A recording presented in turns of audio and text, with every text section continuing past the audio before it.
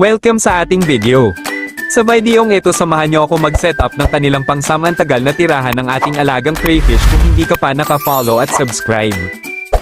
Bahala ka sa buhay mo, malaki ka na. Ito nga pala ang ilalagay natin sa ating gagawin. Para sa mga hindi nakakaalam, ito nga pala ang tinatawag na ARC o Australian Red Crow Crayfish.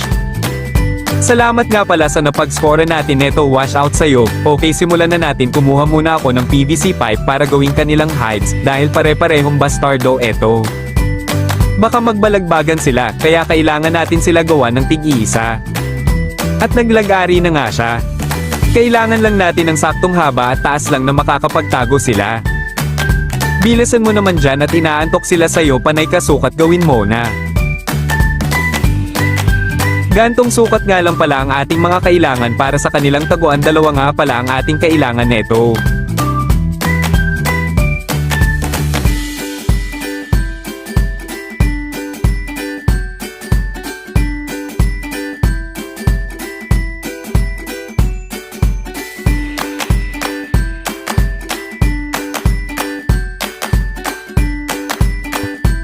Dito ay papakitaan ko kayo ng magic sarap. Puputulin ko gamit kamay. Hoy! Gasti, angas mo, boss. Siyempre kailangan natin etong hugasan para hindi lumanes. Hoy! May baso pa at sipilyo, kanino ta? Awit.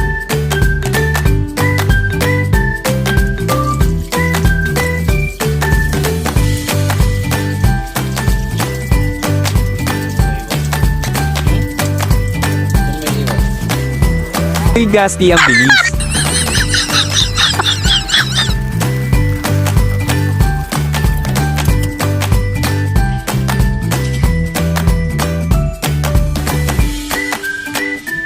Okay. Lulu.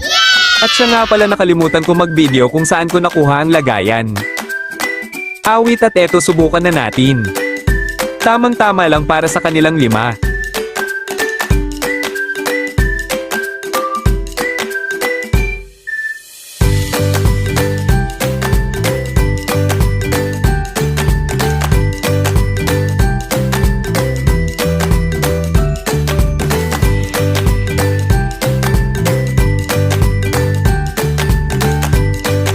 At ginulat pa nga, wala ka talagang magawa, hayop ka.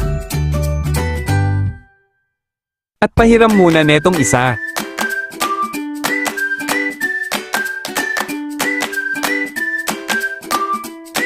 Ngunit may problema ang ating bida. Kasi tanga. Uy, Gasti, bad yun. Teka, at gagawa natin ng paraan. Ayan, okay na, Lulo. Ay, bad yun. Akala ko dito ay okay na, mukhang kulang sa tubig at may timba dito. Kaya ano pang gagawin mo? Kumuha ka na. Konti nga lang pala ang kailangan natin. At lalagyan natin siya ng lason. Ay hindi pala. Ito ang tinatawag na water conditioner, pangtanggal ng harmful chlorine at neutralizes chloramine o English. At marami pang iba. Yan, at haluin. Okay na, Lulo. Ay Gasti, bad yun. At eto na, okay na. Yun lang, salamat sa panonood sa walang kwentang video.